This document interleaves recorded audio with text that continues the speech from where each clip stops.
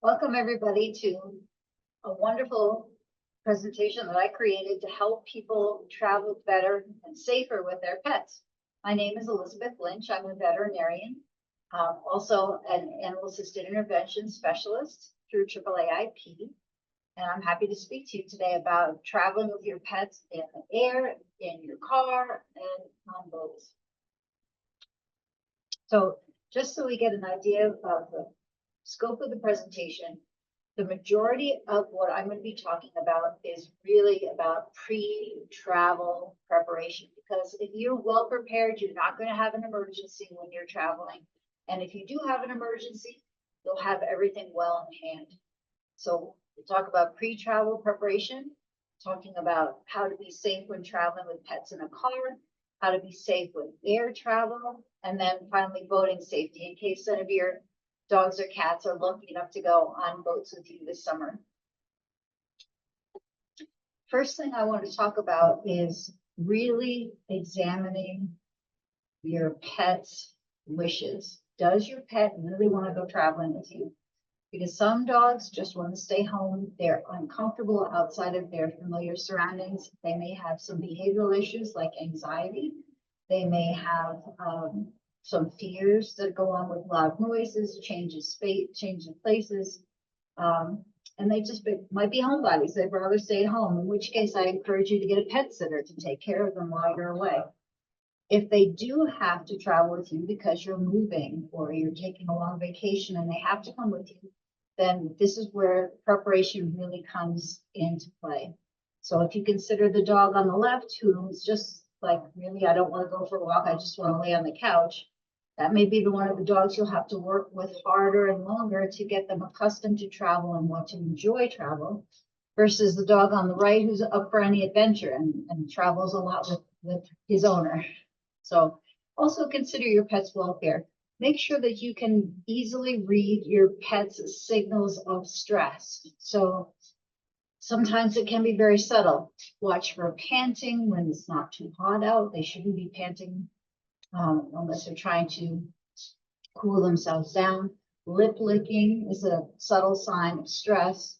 Sometimes what's called whale eye, which is what this little dog on the couch is showing us, that little white spot on the side of the eye. When they're doing that, their eyes are wider and they're more nervous. Certainly you can get dogs that will turn away, try to avoid you, or then you get escalating signs of stress, which could even include growling or biting if they don't want to go with you in a car. So consider your dogs or animals' welfare. If they're going to be very frightened, then maybe consider keeping them home. So pre-travel preparation is key. You want your animal who's traveling with you, be it a dog, a cat, a bird, a guinea pig, you want to make sure that they are comfortable traveling with you and they're not afraid of their crate or whatever container you're going to be traveling with your animal. So there's a couple of resources that you can look into. If you have a dog, Susan Garrett has a great program to teach your dog how to love their crate. That's their safe space. And certainly that's one safe way to travel with your pet in an airplane or in a car, having very comfortable in a crate that's safe. The other resource is Jackson Galaxy, who's a cat whisperer. And he has a wonderful short video on YouTube talking about ways to have your cat love their crate or their carrier. And this is very important because you want your animal to feel safe, not anxious. And we want them to associate travel with something good. So ideally, practice traveling with your pet. Put the pet in the carrier, take a short trip in a car, and don't go to the vet. Don't go to something that's negative. Go to ice cream, give them a little puppuccino, or get them, a play date or something that they really enjoy so that they associate being in the car as something positive. Same with animals that don't normally go in cars or airplanes. My guinea pigs have been accustomed to traveling in the car because they're therapy animals. So they always have to travel in the car to get to their hospital or schools where they're working. So they have no trouble being in a car, even for long periods of time. So I want to also talk about being prepared in case of an emergency. Some of these things you can keep with you. You may even have these things at home already. You may already have a pet first aid kit at home. But it's nice to have even a small quantity of these things in a pouch that you can put in the car. You may not need them necessarily on an airplane, but maybe it'd be good to have like a minimum number of things in there. But do remember when you're traveling to bring your pet's prescription medication, because it will be difficult to refill a prescription if you're away from home.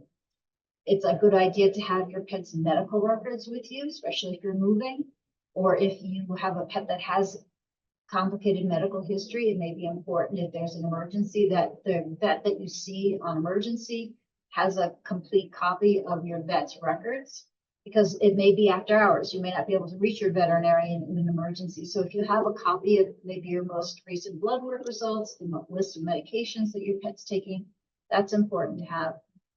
Also keep with you on your phone or a printed copy of your pet's microchip information, because if your pet should become lost, you'll need to report that to either the agencies that are help you find your pet, or certainly if your pet is ever found, you need to show proof that it is your animal. And it's an ideal thing if you know that you're traveling to a specific location. It's great to have an emergency vet hospital already looked up. So Google whoever is close to you where you're going to be traveling to.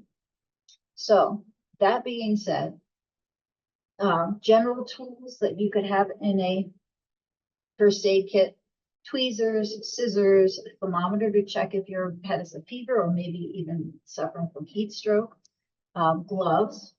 I recommend having a muzzle for your dog, because if an animal is in pain, they will bite. So it's always better to have a muzzle on hand, and ideally acclimatize your dog to wearing a muzzle so it's not a negative association. And there's YouTube videos for that, talking about cooperative care and how to teach a dog to accept and really love wearing a muzzle. Tick remover tool, I'm big on ticks. A flashlight is always good to have on hand anyway. It could be at night when you have an emergency. It could be an area of your pet you can't really see well, like maybe an ear or a mouth problem. You want to get a better look at what's going on. And a collapsible water bowl for many reasons. Of course, you want to be able to feed your dog and maybe get them water, cat water, but also you can use that bowl for many other things like mixing up medications or different things. And we'll go with that. So wound care, you can get little antiseptic wipes that are already prepackaged. Sterile saline solution, just go to the eye care area in the pharmacy and just get a tiny bottle of it. It's great to have to just flush out a wound or clear an area. Maybe if there's something in the animal's eye, you can sort of try to flush that out. Antibiotic ointment for any kind of scratches, bites, that kind of thing. Styptic powder in case of dog especially, or cat too. I mean, cats have been prone to like clawing something and then their claw is dislodged. You can get a lot of blood from that. Same with the dog. Sometimes if they're walking on pavement or they're in the woods and they get their toe caught on a piece of wood or log or even in between cracks, they can pull off the nail. And if you have styptic, sometimes that will stop at least the bleeding for the moment so you can get to a veterinarian. Bandaging supplies, hopefully you'll never need them, but it's always good to have vet wrap, because that's that self-sticking kind of squishy wrap, and that's always great to have on hand. In the case of poisoning, I really recommend that you put this in your phone now. In your cell phone, put in the ASPCA poison control hotline. The reason I say this is first of all, it's 24 hours. They have experts on hand. You can tell the person on the phone what your animal ate, and then they have the protocol for detoxifying your pet.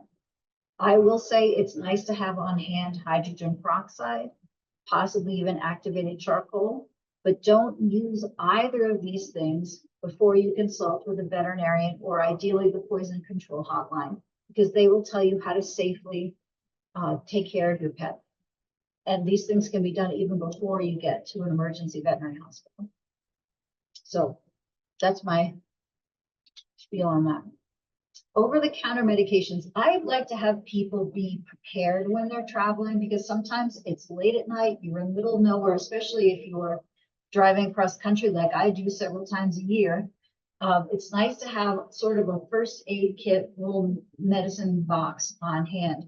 Now, it's important because every animal is different. I'm giving you doses, but please consult your veterinarian before you do anything, possibly before you even need to do anything. So if you know you're going to be making a little travel kit, you know you're going to be leaving, you know, in the next month or so, call your veterinarian now and say, look, I want to put together a little first aid kit. I want to put in, you know, something for allergies or insect bites, or, you know, if my dog has diarrhea on the road or something like that. Ask them, because every pet is different. If your pet is already taking, for example, a prednisone, for example, a steroid, maybe they've got a skin issue, then you should not give your pet aspirin. Things like that. There can be complications if you use medications and in combination with others, or if your animal has something going on with it, like trying to think, heart disease, or there could be contraindications why you shouldn't use over-the-counter medications, all I would say. But that being said, this is what I would suggest you have on hand if you're traveling. Like I do travel across country. It's nice to have a little first aid kit, you know, in case your dog gets, for example, diarrhea. You can give a little kaopectate and help to stem that whole problem.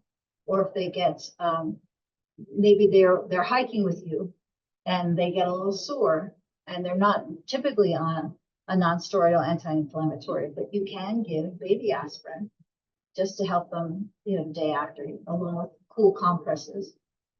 If your animal gets stung by a bee and their nose is swelling up or their paw is swelling up, you can give Benadryl, and that will help take care of some of the swelling and pain. So these are just little things that you can have on hand. Hydrocortisone cream too, if they have a small area of irritation. Antibiotic ointment if they get a small wound. You can soak a paw if you get dogs that are very paw sore from hiking. You can soak their paws in Epsom salt. So these are things you can have on hand. But again, I want to reiterate, please talk to your veterinarian before using any of these things, just to make sure it's safe for your animal. And these are for dogs. Cats are a whole different species, and they have very specific metabolism. So I wouldn't recommend giving anything to a cat without speaking directly to your veterinarian. Before you travel, make sure that your pet is well identified. Now, everyone thinks about licenses, dog tags. That's wonderful. Make sure that you have a phone number that's current, that's going to be with you. So ideally have your cell phone number listed on your ID tag, but ID tags fall off, collars fall off. Sometimes it's very difficult for a person who's finding a lost animal to even hold the animal and read that tag. It can be so small. So they do make collars, especially for dogs, that list phone numbers and very large numbers, that even if someone can't hold your dog, they can maybe take a picture of the animal and read the cell phone and call you. And hopefully that will save your pet's life. Some people will use an Apple ID tag. You can even get those to hook onto a collar. Again, they can fall off. There are GPS trackers for dogs and cats. They're expensive. They're usually a monthly service fee, but they're GPS tracked. So they go off of satellites versus an Apple iTag, which relies on other cell phone users to ping the signal. So if you're in a remote area, an Apple tag, ID tag may not work. Apple tag will not work. I do recommend that every animal be microchipped, because that's something that cannot fall off, cannot be altered, cannot be lost. The downside of that is that the pet has to be taken to a veterinarian or an animal shelter to be scanned. So it's not something that the finder can immediately tell who this animal belongs to, but it's permanent identification. And many, many pets have been reunited even years after being lost because they were scanned and they found the microchip number. And please make sure that the information that's in the database for your microchip is up to date. So if you're moving, make sure that you have your new address in there and make sure that you have a current phone number. So obviously your cell phone, and maybe ideally a second point of contact, maybe somebody back at home or in your new location who can respond to that call. So another thing you have to consider is that most airlines require a health certificate when you're flying. So that means you have to plan several weeks in advance, at least, to get a veterinary appointment.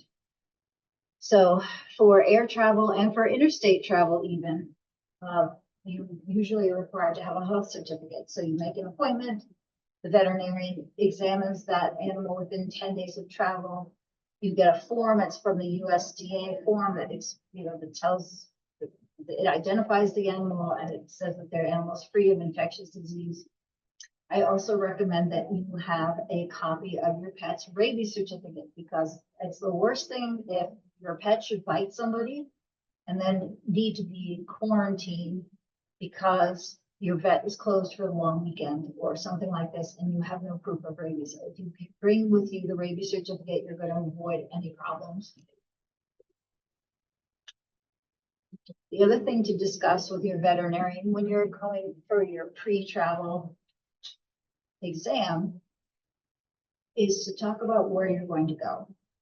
Because across the country, and of course internationally, there is different disease risks depending upon where you are. So you all are in Washington State, so you probably are familiar with salmon poisoning. So you're not going to let your dog or cat eat raw salmon. But somebody from the West Coast, maybe not from Washington State, somebody from Florida going to visit Washington State may not know about this risk. So it's important to talk to your veterinarian about what you should be looking out for, how to protect your pet while you're visiting or moving to a new area. Here in the Northeast, we really worry about tick diseases, Lyme disease, anaplasmosis. Most of our animals receive a heartworm preventative, and most of our animals also are on some kind of a tick repellent. So if you're coming to the Northeast and maybe spending the summer, it might be nice to talk to your veterinarian about flea and tick prevention before you head off on your trip. Some other things to consider, especially in the Southeast, there's unique threats such as rattlesnakes. And there's a number of dogs that get bitten every year by rattlesnakes because they're curious. They don't know what a snake is and they go to sniff it and then they get bitten on the face. So if you know about this, you're going to keep your dog safe when you're walking on trails. You're going to be more vigilant looking for snakes. And you're going to be prepared too, because hopefully you've looked up ahead of time the emergency veterinary hospital in that area. What else? Hot pavement. This time of year, actually, across the country, record heat. And it's important that you protect your animal's paws because they cannot stand on hot pavement. They're going to burn their feet. Most people will acclimatize their dog to wearing booties, but even so, it may be unhealthy for your animal to be outside in that heat for very long. So just things to consider and discuss with your veterinarian. So let's talk about air travel safety. The first thing I want to say about air travel safety is it's not that safe. So consult with your individual airline carrier well in advance to understand their rules and regulations for traveling with a pet, because every airline has different rules. As a matter of fact, United Airlines no longer accepts pets in cargo. Certain airlines have certain restrictions on what animals they will even carry. So some airlines have restrictions on brachycephalic dogs, which is, push-based dogs. So pugs, bulldogs, French bulldogs, things like that. They won't even carry them because they're at extreme risk of, I would say suffocation, but they do become very hot. They cannot cool themselves adequately because they have such a short muzzle. And there have been many cases of these types of dogs dying in air transport. So certain carriers will not carry these dogs anymore. If you can, if you have the right size of a pet, I would recommend highly that they go with you under the seat. If you have to ship them, it's very important that you consider the health of your dog, the age of your dog, the temperament of your dog.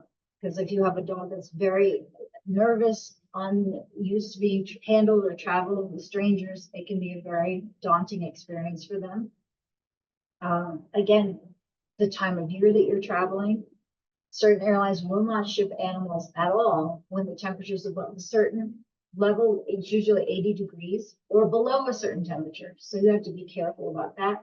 Most airlines won't ship an animal that's the flight is over 12 hours long, which I think is very smart. So there's a lot to think about. And usually airlines have requirements that you book a certain time in advance. You have to check in so many hours ahead of time. So it's something that you really need to research on an individual basis because this changes almost day to day on what the airlines are doing. So if you are traveling with your pet on the airline, it's important that they do maintain hydration. So ideally, before you're shipping this animal, usually airlines require you to check in at least 2 hours before your flight. So ideally, that means you'll have had 3 or 4 hours before your flight where your animal can be fed, can drink, and if you have to encourage them to drink, you can always use chicken broth or something like that to increase the amount of fluid they're taking in. That gives them enough time to process that fluid, and then you can take them for a long walk so that they're going to eliminate before they're put in the crate.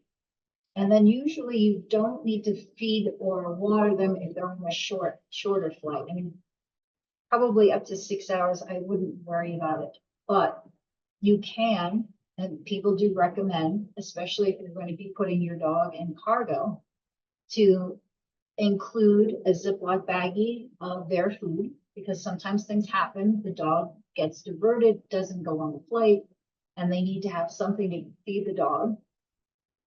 Sometimes inside the crate carrier, I would recommend putting a few ice cubes in a tray, something like that, so that it can melt as the flight progresses, but it's not spilling. It's not a slosh and roll of water. So we've traveled many times with dogs, with guinea pigs, and with birds in the airlines, and for the most part, they're wonderful. You do need to take your animal out of the carrier to go through security. So be prepared for that. Make sure that your animal is leashed, well under control, because you don't want an animal escaping in security. Oh, so that's it for airlines. Car travel. I have a lot of experience with car travel. I travel with my animals, and we have many. We have 3 dogs, a cat, and 2 guinea pigs. And I travel across the country every year. I drive from Connecticut to Wyoming twice a year, and I have often driven down from Connecticut to Florida with pets on board. So I will give you some tips that have worked for me. But in general, I want to talk to you about containing your pet safely in the car. So what we don't want to have usually, I mean, it's fine if you're driving around town, maybe you would let your dog put their head out the window and smell the air, ears flapping in the breeze. But if you're traveling long distances, really in general, it's not a great idea because they can get things in their eyes. They could be hit by things, trees, things like branches that you're driving close to. So it's not a good idea. Ideally, keep your animal completely inside the vehicle. When we talk about safety, it's your safety as an occupant in the car, as well as your pet safety. So ideally, your animal is restrained in some way, and that way they can't be interfering with you when you're driving. And also in the case of an accident, that animal doesn't become a projectile that could hurt you also as a passenger in the car or a driver of the car. So there's different ways to handle this. So the lower right-hand corner, this is a picture of my Daisy, like Queen, the Princess and the Pea with all of her mattresses there.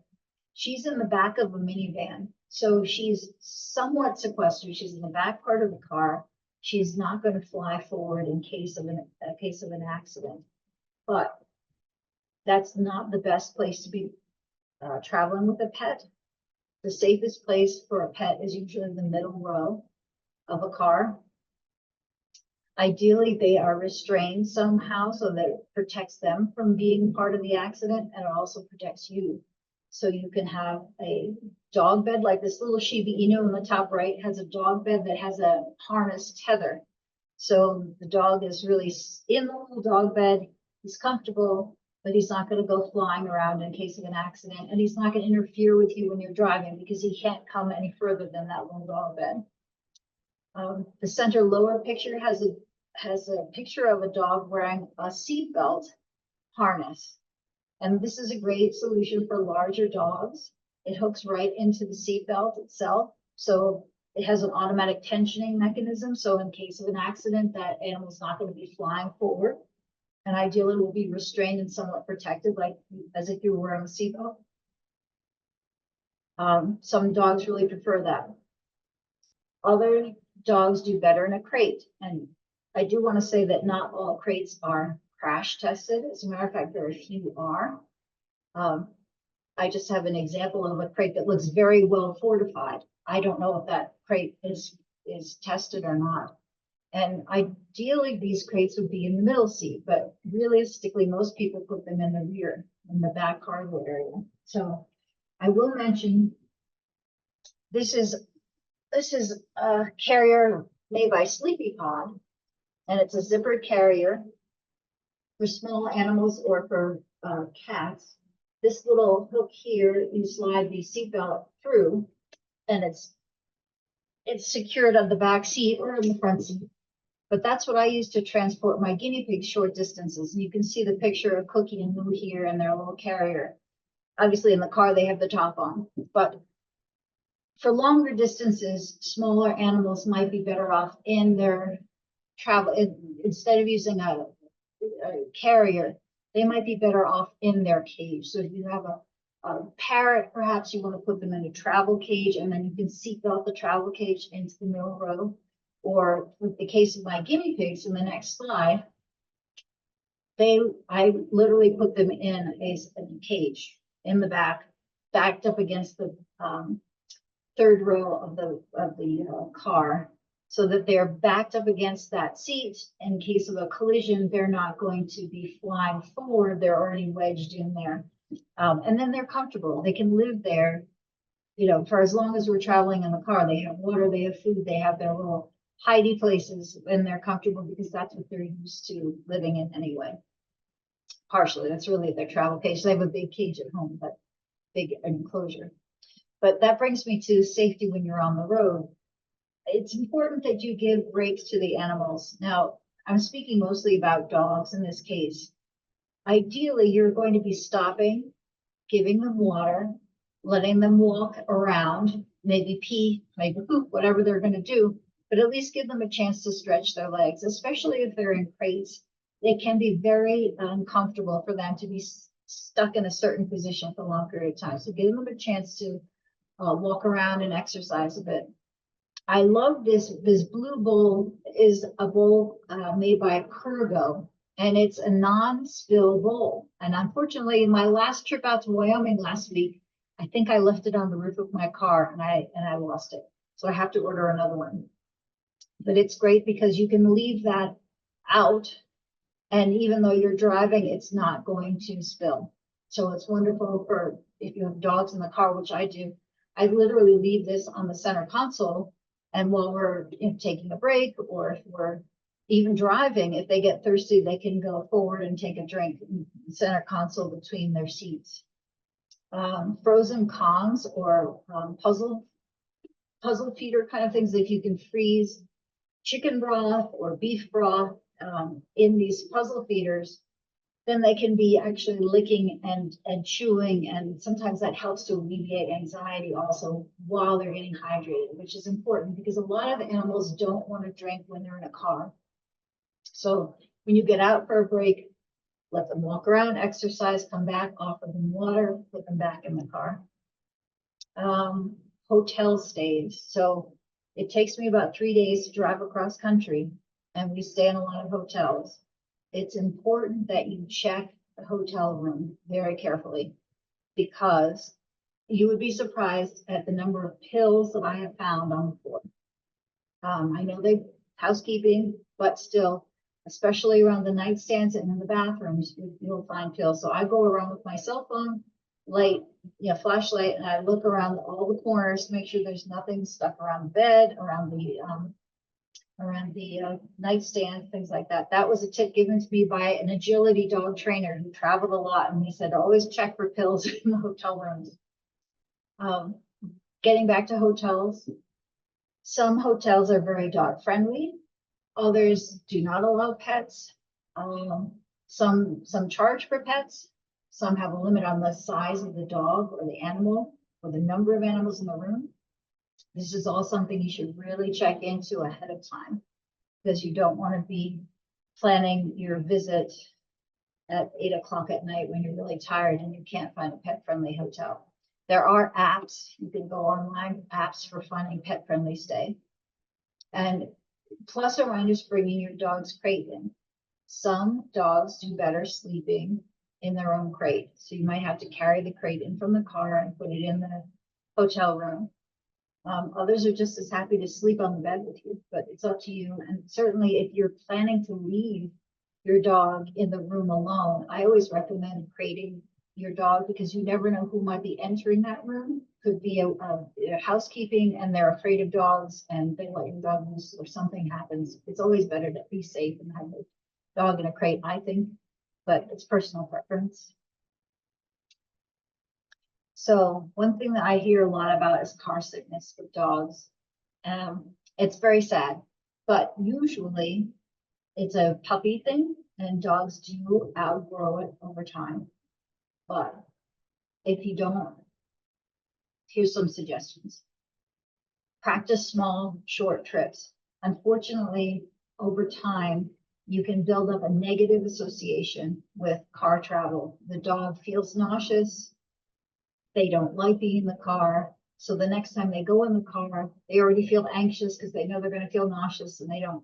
So the best thing to do is to try to break it down so that they don't have a long car ride and feel horrible the whole time.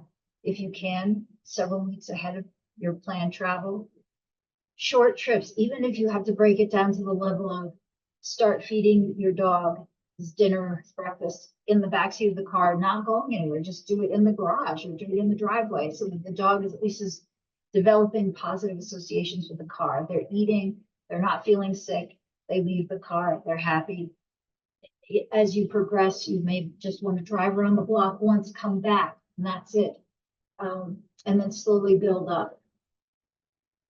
You can experiment with having a small meal versus having an empty stomach. Some people think, I don't want to have my dog have a full stomach or even anything in their stomach because I know they're going to throw up in the car. But sometimes dogs feel more nauseous if they have an empty stomach. So experiment with this. Sometimes it's better to have just a small meal before they get in the car, but it's better to know this before you get in a long trip. Consult your veterinarian, because there's things that can be done to help you out and make your dog more comfortable in the car. Some of these things are anti-nausea medications. Some of these are anti-vestibular disease medications. So sometimes it's just the movement of the car that makes them nauseous, like seasickness. So you can give medication to combat that. Again, consult with your veterinarian. You can give Benadryl. Benadryl just makes them kind of tired, usually. Again, test this before you really go on a trip because some animals become hyperventricular. So you want to know that before you go. And again, talk to your veterinarian about it. Ginger, you can get capsules of granulated ginger. That sometimes settles dog's stomach. I will tell you that sometimes it's better to give with a little bit of food because the ginger itself can be irritating. But some people have found that very helpful, just to settle the stomach and anti-nausea medication. Because we do want your dogs to come with you. Cats, the same thing. Mostly cats are pretty good in the car. You might notice drooling. Drooling can be a sign of anxiety, but it can also be a sign of nausea. So if you have an animal that's drooling, think about what the cause might be, and we can sort of work on the solution to that. Boating safety. I love that people take their dogs with them kayaking, canoeing, stand-up paddle boarding. I mean, it's really fun. But I want to warn people, if you have certain breeds of dog, and even if you have a very water-like dog like this black lab, it's important that they wear a life jacket. You would think a black lab would be fine. However, suppose you're on a sailboat in the middle of the Atlantic Ocean and the dog falls overboard and you can't get back around, and the dog's treading water for, I don't know, 30 minutes or something, they can get tired. It's helpful if they have a life jacket for visibility as well as for safety. Certain breeds of dogs do not float. So it's imperative that they wear a life jacket whenever they're around water. So heavy bone breeds like Basset Hounds and Pekingese, even Dachshunds, they have a hard time keeping their head above water. So if you have a dog, especially that's prone to sinking, make sure that they wear a well-fitted life jacket whenever they're on water. I love this cat. This cat lives on this boat. And when they're underway or they can't watch the cat below deck, the cat is tethered to the boat. So if he should slip off or fall off, at least he's not in the water. So that's another idea. I thought that was a great safety tip. Finally, be aware of your surroundings when you're boating. You're near the water. In Florida, there's alligators. Louisiana, alligators and crocodiles. You might encounter things like raccoons or water snakes, things like that. Just be aware of what's around you, what wildlife is around. And then also know that if you're docking, you're on a larger ship or you're docking, there's very hot surfaces, even on the boat. So it's important that the pet has access to shade. And if you're going to be disembarking, make sure you're carrying your pet or checking carefully. Put your bare foot down first to see if it's tolerable for you. And if it's not, then it's probably not tolerable for your dog. So thank you so much for listening to all of this. I'm happy to answer any questions as best I can. These are my 3 dogs. We were driving back to Wyoming, and there's this place that's in Rock Springs, Wyoming, that has this statue. So every year we take a picture of the dogs, and it's just sort of a ritual we have, but it's sort of fun. It always makes me smile when I see it. Oh, and I also left my email address there in case anybody has any questions. Thank you so much, everyone.